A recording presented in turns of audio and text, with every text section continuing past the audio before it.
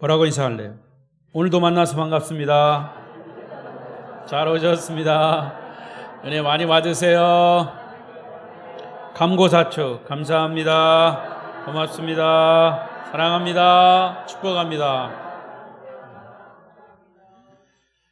오늘도 성도 여러분에게 하나님의 크신 은혜와 축복이 성서주의를 맞이해서 하나님의 크신 은혜가 말씀으로 임하시기를 축원합니다.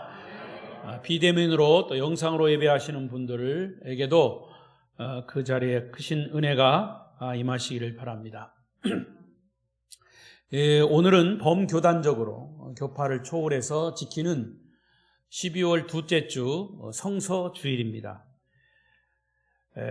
그래서 로마서의 말씀은 아니지만 로마서 백독을 다시 한 번 더 강조합니다. 이제 12월 31일까지 얼마 남지 않았습니다. 백독하시고 그 속에서 큰 도전과 우리 주님을 은혜 가운데 만날 수 있기를 바랍니다. 백독 성서주의이기 때문에 한 번 더 강조합니다. 오늘 저는 너는 배우고 확신한 일에 거하라는 주제로 함께 은혜를 나누고자 합니다. 오늘 본문 이 디모데후서는 사도 바울이 많은 편지를 썼지만 제일 마지막에 쓴 그런 편지입니다. 그래서 바울의 유언과도 같은 그런 말씀입니다. 자, 이런 사실을 우리가 알고 오늘 디모데후서를 전체는 아니지만 핵심적인 것을 보면 아마도 뜻을 깊이 새겨가며 읽게 될 것입니다. 디모데후서는 사도 바울의 유언과도 같은 말씀이다.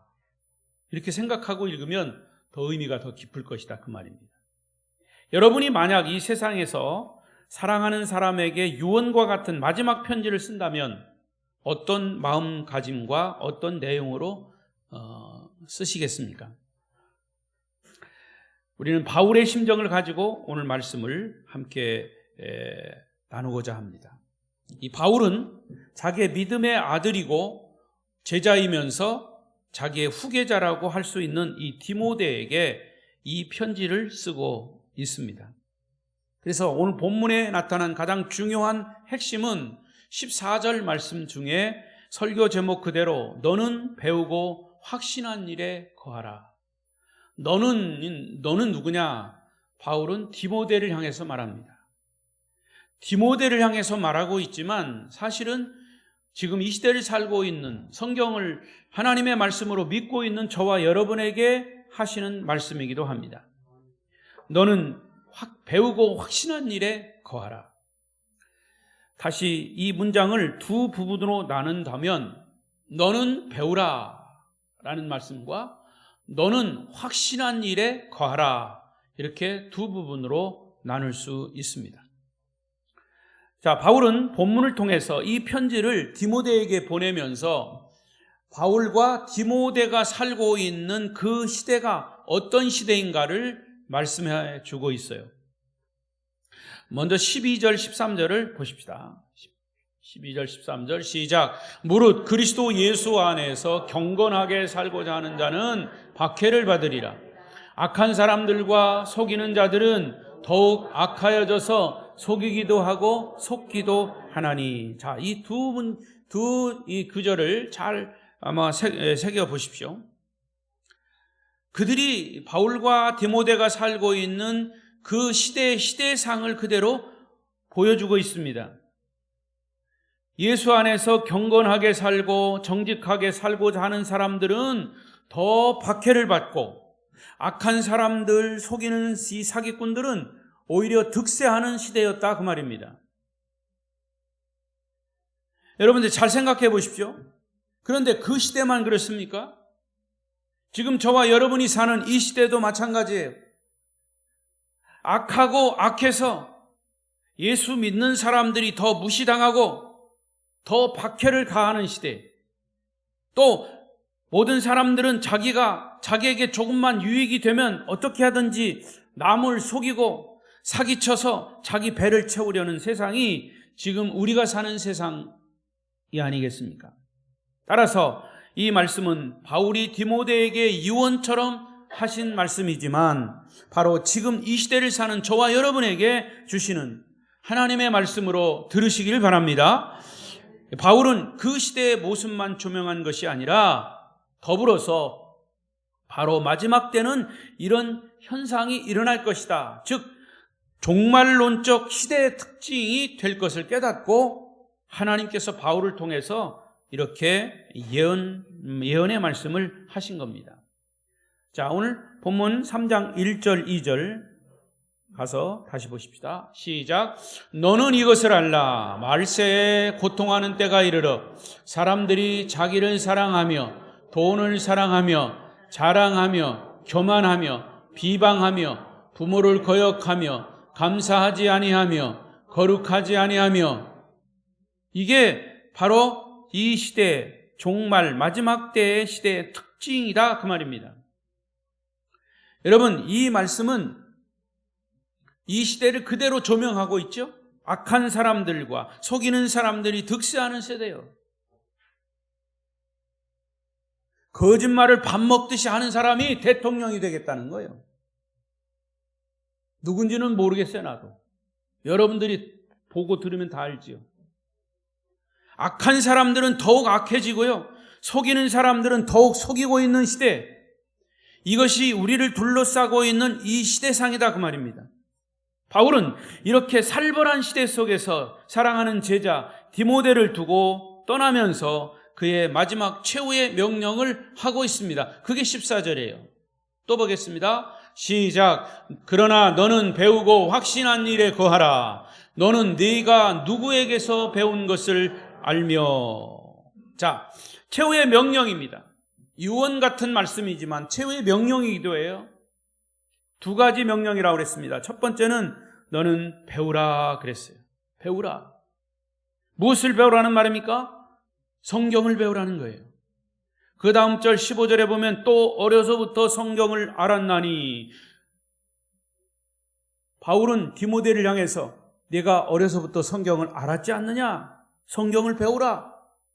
성경을 배우라는 명령이에요. 그렇다면 왜 성경을 배우라는 겁니까? 성경은 구원에 이르는 지혜를 제공해 주기 때문입니다. 여러분, 오늘 현대 교회의 비극은 성경이 없는 교회가 되어가고 있습니다. 성경이 없는 교회가 되어가고 있어요. 점점 성경이 교회에서 없어지고 있어요. 하나님 말씀이 희미해져 가고 있다 그 말입니다. 이상한 말 같지만 사실입니다.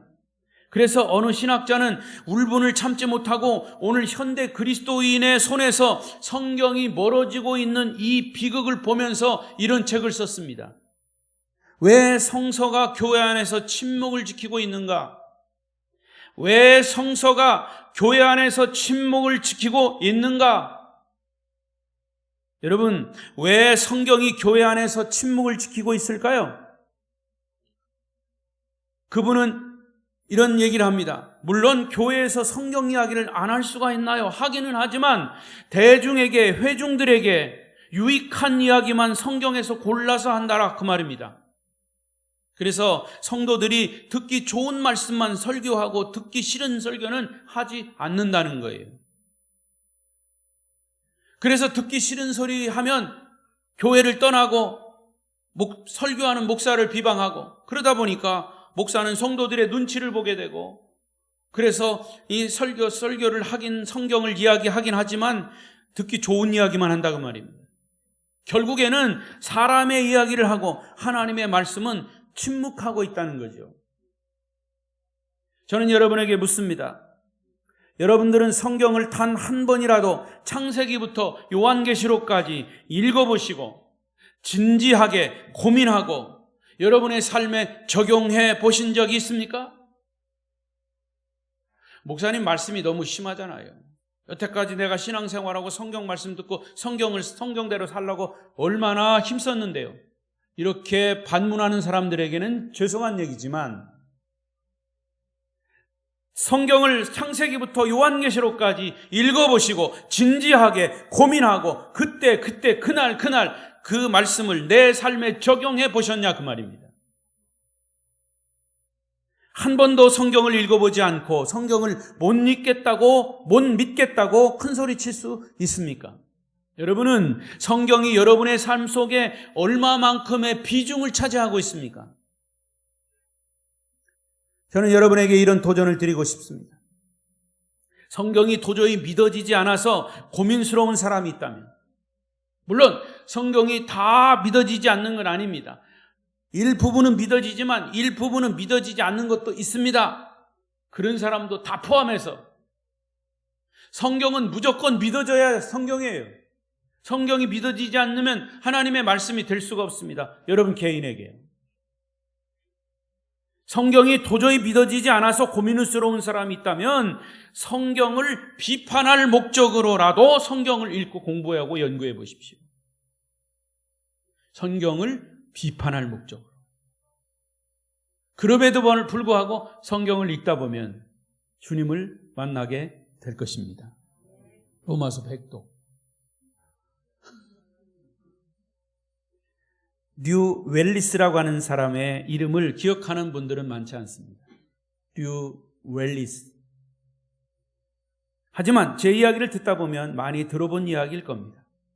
이 뉴 웰리스라고 하는 사람은 친한 친구가 있는데 그 친한 친구가 예수 믿는 것이 너무 기분 나쁜 거예요. 왜 기분 나쁜가 알아보니까 이 과학 문명의 첨단을 달리고 있는 이 세상에서 아직도 캐캐 묵은 성경을 믿고 있다니, 그래서 그는 성경의 불합리성과 성경의 낡은 모순을 지적하기 위해서 그 친구를 예수 믿지 못하게 하기 위해서 성경을 읽어보겠다고 생각을 했습니다. 이 류 웰리스는 미 육군 장군 출신이고 언론인이었고 책을 쓰는 저술가였습니다. 그래서 그는 성경을 공부하기 시작했습니다. 그런데 그가 성경을 공부하면 할수록 성경의 놀라운 사실들, 이런 사실들에게 부딪히기 시작했습니다. 고고학적으로, 역사적으로 성경 속에 수많은 자료를 갖다 놓고 연구하면 할수록 성경의 놀라운 증언 앞에서 그의 생각과 그의 주장이 무너지기 시작했습니다. 그리고 오히려 그의 가슴이 뜨거워지기 시작했습니다. 결국에는 성령의 역사하심으로 성경에 있는 주님을 만나게 됩니다. 처음에는 성경을 반대하기 위해서 자기 책 제목을 구상하고 1장, 2장을 써봤지만은 2장을 쓰다가 자기 펜을 그냥 꺾어버리고 말았습니다. 그리고 그는 성경 속에서 발견한 그 예수가 하나님이시고 구세주라고 하는 분명한 사실 앞에 부딪히자 그는 그 자리에서 무릎을 꿇고 예수 그리스도를 자신의 구세주로 영접할 수밖에 없었습니다. 할렐루야. 그리고 그는 예수 그리스도와 사랑에 빠지기 시작했습니다.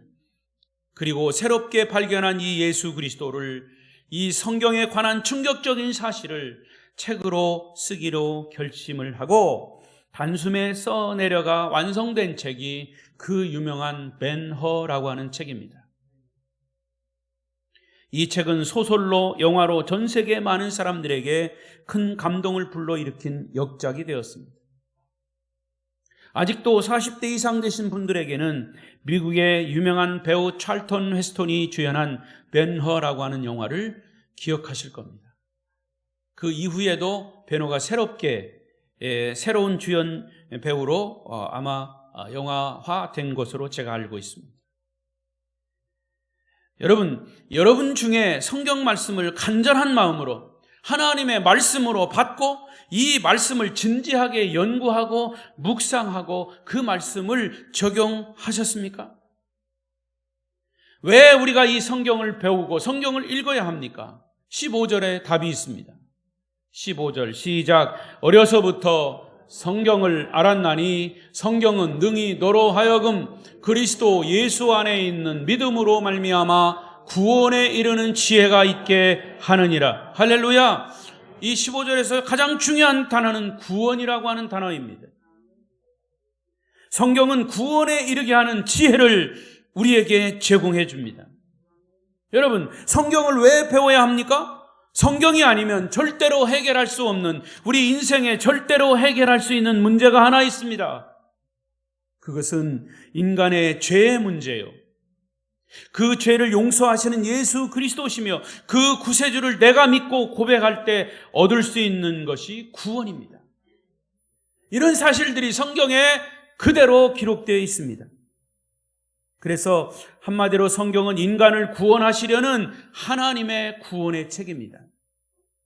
요한복음 5장 39절에서 예수님은 이렇게 말씀하셨어요. 읽어보십시다. 시작. 너희가 성경에서 영생을 얻는 줄 생각하고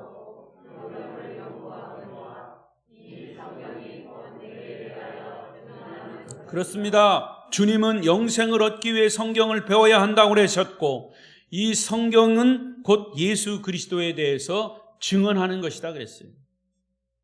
여러분, 성경을 로마서 100독을 읽어도 예수를 만나지 못하면 소용없어요. 이 창세기부터 요한계시록까지 성경을 읽을 때 하나님을 만나고 예수 그리스도를 만나고 성령을 만나지 않으면 이것은 아무런 의미가 없습니다.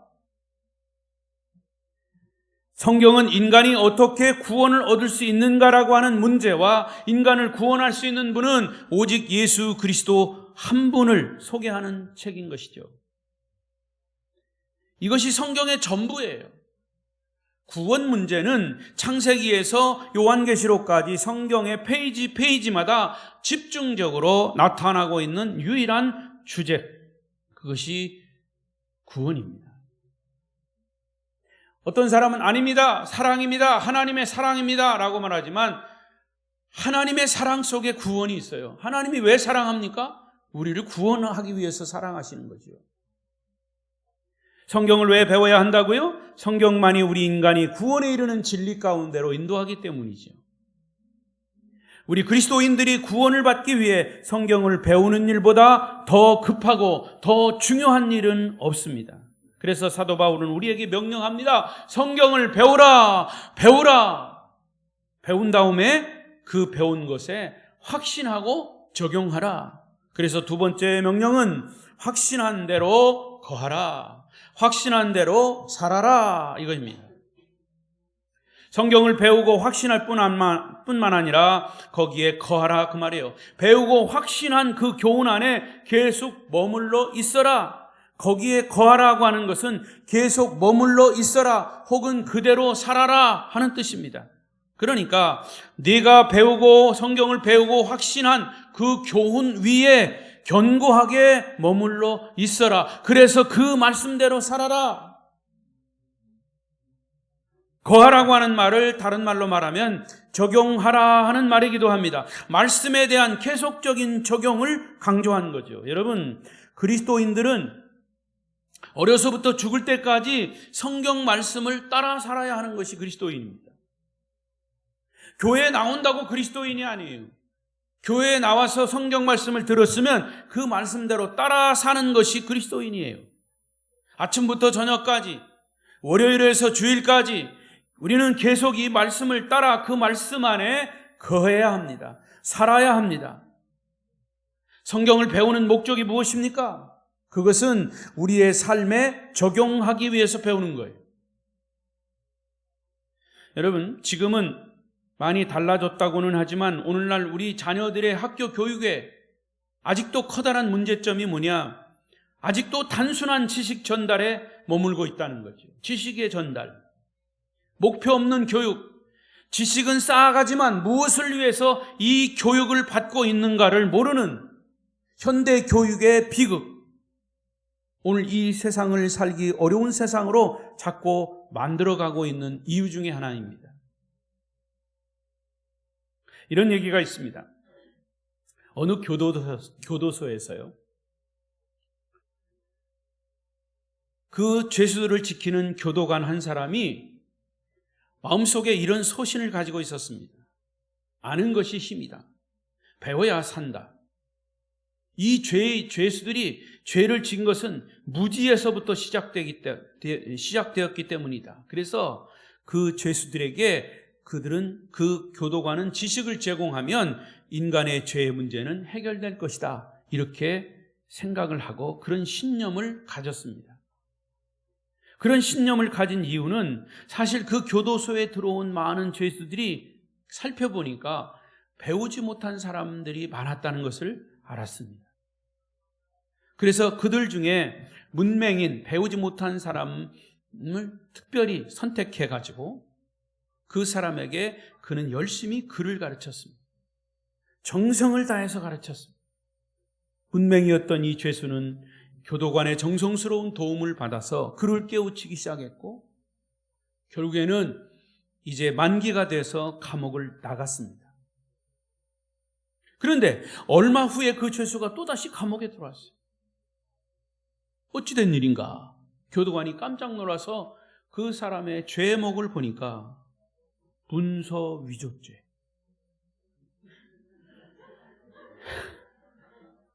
그 죄수는 교도관이 열심히 가르친 지식을 가지고 머리를 돌려서 문서를 위조하는 죄를 짓고 감옥에 다시 들어온 겁니다. 여러분, 우리가 무엇을 위해서 성경을 배우는 겁니까? 이 성경의 정신과 말씀이 내 삶을 변화시킬 수 있을 것인가? 이 성경의 정신과 하나님의 말씀이 내 삶을 변화시킬 수 있을 것인가에 초점이 맞춰지지 않으면, 목적이 되지 않으면 여기 성경 공부는 그 핵심을 놓칠 수가 있습니다.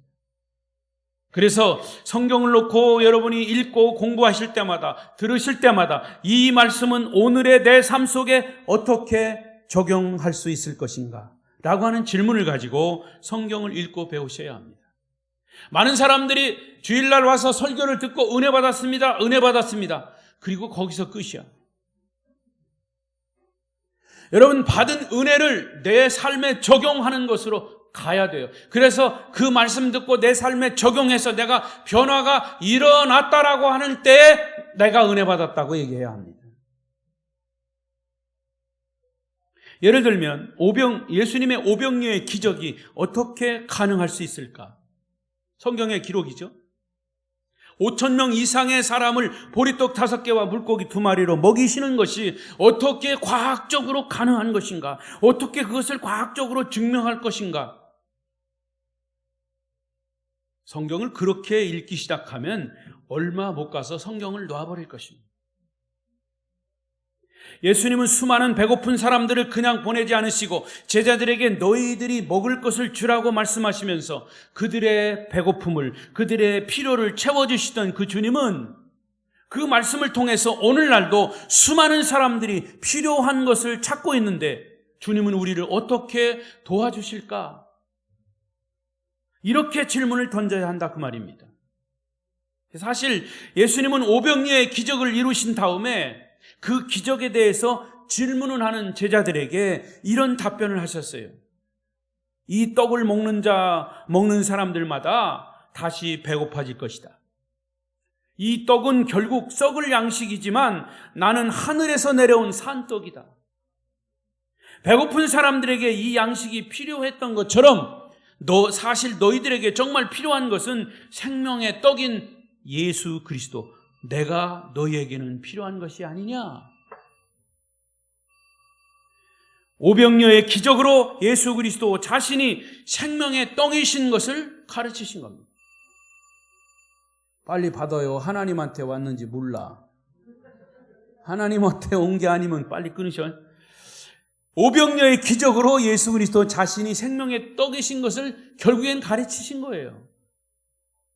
그렇다면 이 교훈을 통해서 예수님은 오늘날 나의 삶에서 어떤 도움을 주실 분이신가? 라고 하는 질문으로 성경을 접근해야 된다 그 말이죠. 우리의 삶에 적용하기 위해서 성경을 읽어야 한다는 얘기입니다. 한 가지 이야기하고 이제 마치겠습니다.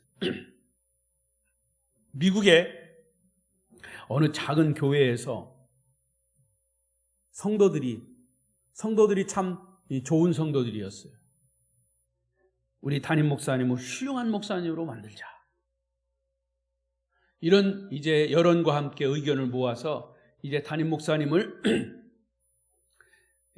신학교로 보내서 다시 더 열심히 공부해서 또 학위를 받도록 그렇게 만들기로 생각을 해서 목사님에게 공부를 더 하시라고 권면했습니다.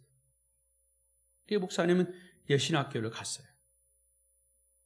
근데 사실은 나중에 알고 보니까 그 신학교는 성경을 가르치는 교회가 아니라, 학교가 아니라 신신학을 가르치는 학교였어요. 신신학.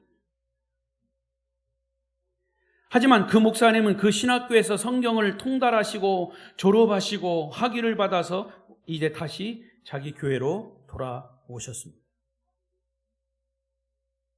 교인들은 금이 환영하신 이 목사님의 설교를 얼마나 기다렸는지 모릅니다.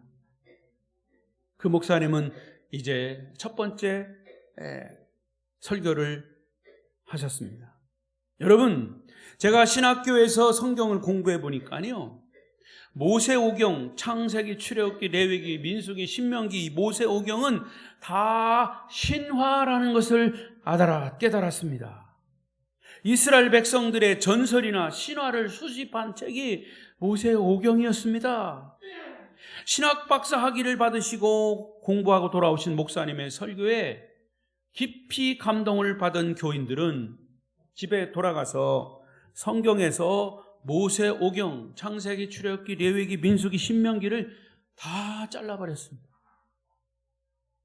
얼마나 순종을 잘하는지. 그 전설이나 신화를 믿을 필요가 없었기 때문이라 그 말입니다. 자, 그 다음 주일날 목사님이 또다시 설교를 하십니다. 여러분, 시편, 잠언, 전도서, 아가서는 그 당시 돌아다니는 민속, 야담 자료를 모아놓은 것입니다. 그것을 하나님의 말씀이라고 믿는 것은 얼마나 반지성적인 것입니까? 이 말씀을 또 듣고 감동을 받은 교인들은 시편, 잠언, 전도서, 아가서를 또 성경에서 오려냈습니다. 이렇게 매 시간마다 목사님이 설교를 하는 것이 아니라 성경이 이 시대에 필요한 하나님의 말씀이 아니라고 신신학적으로 풀이해가면서 열정을 토해냈지만 교인들은 하나 둘씩 교회를 빠져나가기 시작했습니다. 그럼에도 불구하고 그 목사님은 그해 마지막 주일 다시 강단에 올라가서 아주 당당하게 설교를 하십니다. 여러분, 마지막 요한계시록, 신약의 요한계시록이란 것은 앞으로 일어날지 또 일어나지 않을지도 모를 사람들의 단순한 기대를 기록한 책입니다. 그런데 사람들이 이것을 예언서라고 말합니다. 이렇게 열정적으로 설교를 마쳤습니다. 결과가 어떻게 됐을까요? 결국에 교인들은 목사님의 그 설교를 듣고 마지막 남은 요한계시록 성경 그것도 잘라버렸습니다. 이제 성경에 무엇이 남아있을까요? 앞장과 뒷장, 껍데기밖에 없어요. 마지막 목사님의 설교가 끝났을 때 이미 그 자리에는 한 사람의 교인도 남아있지 않았고 성경은 모두 잘려나가고 껍데기만 남은 휴지 조각에 지나지 않았습니다. 다시 한번 여러분에게 질문합니다. 여러분은 무엇을 위해서 성경을 읽고 성경을 설교로 듣고 공부하십니까? 우리가 성경을 어떤 방법으로 접근해야 하는가? 성경은 단순한 어떤 과학적인 비판 자료로 읽거나 공부하는 것이 아닙니다. 성경은 두 가지 물음을 가지고 접근해야 합니다. 하나는 나는 어떻게 살 것인가? 나는 어떻게 죽을 것인가? 이것이 성경에 답이 있습니다. 여러분은 어떻게 사실랍니까? 어떻게 죽을 것입니까? 이 물음에 대해 성경은 어떻게 대답하고 있습니까? 성경은 이 두 가지 물음을 해결하기 위해 주신 하나님의 말씀입니다. 그렇다면 이 두 가지 물음을 가지고 진지하게 성경 말씀에 접근해야 합니다. 그리고 해답을 얻으셔야 합니다. 그리고 확신을 얻으셔야 합니다. 말씀에 확신을 얻으신 다음에는 여러분이 확신한 그 말씀의 기초 위에 날마다 하루하루의 기초적인 삶을 만들어 가야 합니다. 그리고 성경이 이처럼 영광스럽게 내 삶을 바꾸어 주고 있는가? 이것을 매일매일 점검해야 합니다. 그것을 quiet time이라고 그러죠. QT. 하나님 앞에 조용한 독대의 시간, 하나님 말씀 앞에 나를 세우고 그 말씀을 가지고 삶에 매일매일 적용하는. 그래서 만약에 이런 질문에 답을 하지 못하신다면 나는 어떻게 살 것인가? 나는 어떻게 죽을 것인가? 나는 정말 구원을 받았는가? 예수 그리스도는 나의 구세주이신가? 여기에 대한 질문에 정확한 답을 얻지 않으셨다면 여러분은 성경을 다시 읽거나 다시 배우셔야 합니다. 그래서 저는 거기에 그것을 염두에 두고 로마서를 계속 구원의 문제를 설교로 하고 있고요. 그리고 복음서의 가장 첫 번째 책인 마태복음을 지속적으로 설교하고 있습니다. 그리고 새벽에는 창세기 말씀을 계속 도전하고 있습니다. 공부하고 있습니다. 로마서, 마태복음, 그 이하 복음서, 그리고 하나님의 천지 창조, 인류의 시작, 이것을 계속해서 하시다 보면, 배우시다 보면, 듣다가 보면 나는 어떻게 인생을 살 것인가에 대한 해답이 거기 있고요. 나는 어떻게 죽을 것인가 라고 하는 해답도 바로 거기 있습니다. 사랑하는 성도 여러분, 여러분의 죽음의 침상 앞에서 내 마지막 최후의 문제까지 해결해 주신 하나님의 말씀이기 때문에 내 사랑하는 자녀들, 내가 가장 사랑하는 사람들에게 마지막 유언을 남기면서 성경을 배우라고 말할 수 있어야 합니다. 그 배운 말씀에 확신을 가져라고 말씀해야 합니다. 마지막 숨을 멈출 때까지 너희들은 그 말씀을 지키라고 말할 수 있어야 합니다. 여러분은 이 성경 속에 인생 삶의 해답이 있다고 여러분 자녀들에게 확신 있게 말할 수 있어야 합니다. 아무쪼록 우리 아름다운 교회 성도 여러분은 성경을 배우고 확신하시고 삶에 잘 적용하셔서 하나님의 놀라운 은혜와 축복을 누리시는 주인공들이 되시기를 축원합니다. 기도하겠습니다.